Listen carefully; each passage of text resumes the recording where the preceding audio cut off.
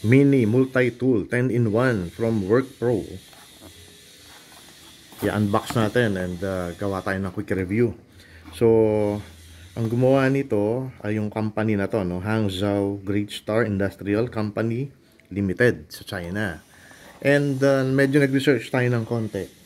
Yung Hangzhou Great Star na yan, aside dito sa brand na WorkPro, marami pala silang hinahawakan na iba pang brand eh. Yung iba sikat na sikat eh. An example would be yung vacuum cleaner na ang brand ay ShopVac. Apparently, nakita ko na sila pala may-ari nun. Sila na pala ang may-ari itong Hangzhou Great Star. And even yung I don't know kung sila may-ari or sila gumagawa. Kasi dun sa website ng Hangzhou Great Star, pati yung nakalist dun na parang lumalabas ang sa kanila yung brand na Swisstech. So itong WorkPro na to and the other brands under this Hangzhou Great Star, mukhang maganda ang mga quality niya. So open natin, tingnan natin kung anong masasabi natin dito.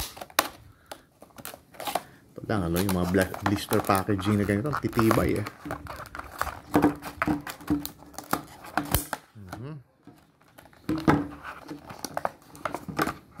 Teka ha.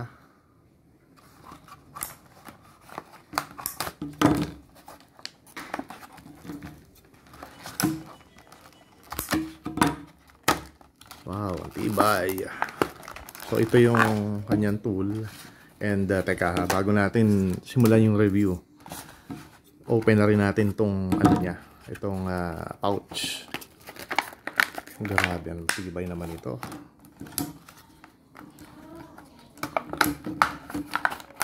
Okay, finally.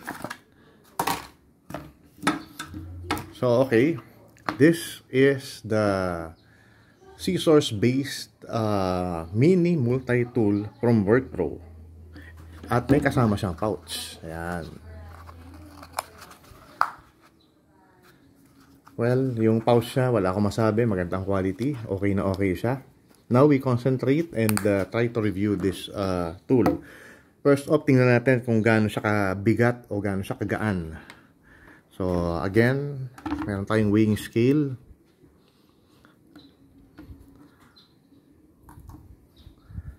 And this mini multi-tool weighs only 87 grams. So magaang siya. Kayang-kaya itong ibulsa. Yan.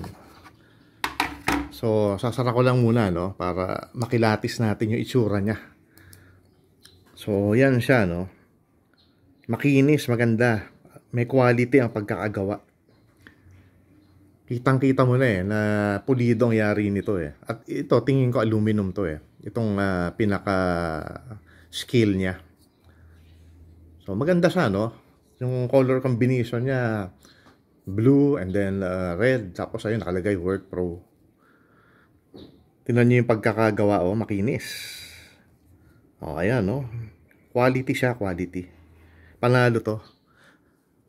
Ngayon, tingnan natin, kasi yung main tool nito, ang pinaka main tool nito itong scissors. At siya tinetesting ko siya ngayon, masarap siyang gamitin Maganda yung action ng spring load, yung spring niya kasi spring loaded to And tingnan natin how capable it is. So meron akong scratch paper dito. So tiniklop ko, so bali dalawang papel to. Effortless. Ito, 4 na ply na to, tiniklop ko ulit. Effortless. Isa pa. So bali 8 ply na to. Sisiw. Isa pa. Ayan, ang kapal na niyan ano na to? Parang lumalabas 16 plies na to.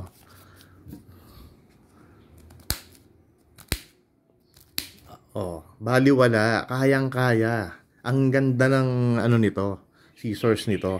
At solid siya, walang uga walang kauga-uga. At nakita niyo naman kung gaano kaganda pumutol So ang ganda nito, panalong-panalo yung scissors nito. Sa scissors pa lang, solved ka na sa ganda ng ano niya, no, ng performance. Kaya tingnan natin kung ano pa yung mga tools na meron. Simulan natin dito siguro, no. Ito, okay, meron siyang maliit na can opener.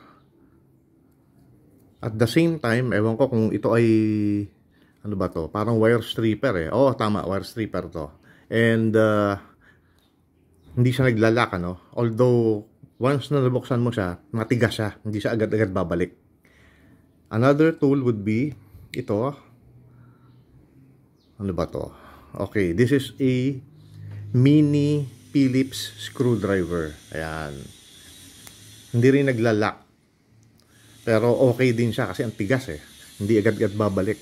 And nakita ko meron siyang ano, no, lanyard loop. Teka, hirap tanggalin eh. Ayun. So ayun ang lanyard loop niya para kung gusto mong isabit sa bag mo o gawin mong kwintas o gawin mong keychain, meron. And another tool ito would be, okay, this is a flathead screwdriver na maliit na may kasama siyang bottle cap opener. Okay. Kabilang side, you have this file, metal file. Ito. Okay. Criss-cross pattern dito, ayun, no. Dito naman eh simpleng zebra pattern lang na diagonal. Ito panlinis ng kuko to, ha. Ayan. And okay, meron siyang ano to, isa pang screwdriver, maliit na screwdriver. Teka, parang umulit lang, ha. Di ba parang meron na to? Ito, ano to? Hindi ko alam kung bottle cap opener to, pero kanina meron na yatang, ano ba yung nakita natin kanina? Ito, no, can opener pala. So okay, ito may bottle cap opener din pala siya. So kompleto, may bottle cap opener, may can opener. Tapos at the same time, ayun, meron ka pang isang maliit na screwdriver na flathead. Tapos you have here, what is this? Mini owl. Parang mini owl siya, no? Pwede mo rin gamiting ice pick yan. Pero ewan ko, no? Parang hindi siya matalim eh. Wala siyang talim, oh. Ayun, no? Walang talim, oh. So, more or less, parang ice pick ang function nito. Pantusok. And then, we have this, yung knife niya. Ayan. Teka, hindi mag-focus eh. Ayan, yung knife. Ayan. Maliit lang siya. And, tingnan natin, ano, gaano ba kahaba ito. So, kung naka-open siya, sasama ko na tong scissors blade. More or less, this is around 11 centimeters ang haba. Pag sinara naman natin siya, ang haba niya is only 7 centimeters. So, very compact ang ano na to, ang multi-tool na to. Ayan, ha. Subukan natin ilagay. Good fit. Hindi siya umaalog-alog. Medyo snug ang kanyang fit. Okay na okay siya. So, conclusion. Wala akong makitang negative dito. Given, lalo na dun sa presyo nito. Kasi believe it or not, nakuha ko lang ito for 230 pesos. Ganun lang siya kamura. So nakakagulat, no, na makakabili ka pala ng ganito kagandang mini multi-tool sa presyong, sasabihin natin na pang Jolly Jeep, di ba? Sinasabi nila presyong kanto. Presyong ano lang, pares. So panhalong panalo to. At hindi nga ito mabigat eh, mapakagaan, oh. Takatingnan ninyo, oh. Ang ano, very compact siya at ang sarap hawakan kasi ang edges niya hindi matalim. So, panalo tong tool na to. So, dun sa comment section, ilalagay ko yung link kasi gusto ko na kung interesado kayo na magkaroon din ito, para makabili din kayo kasi ako tontuwa ako dito sa tool na to, no? For the price, for the quality, for the functionalities, at nakita nyo naman yung performance ng kanyang scissors. Super panalo itong Work Pro Mini Multi-Tool na to. So, thank you for watching and watch out for more.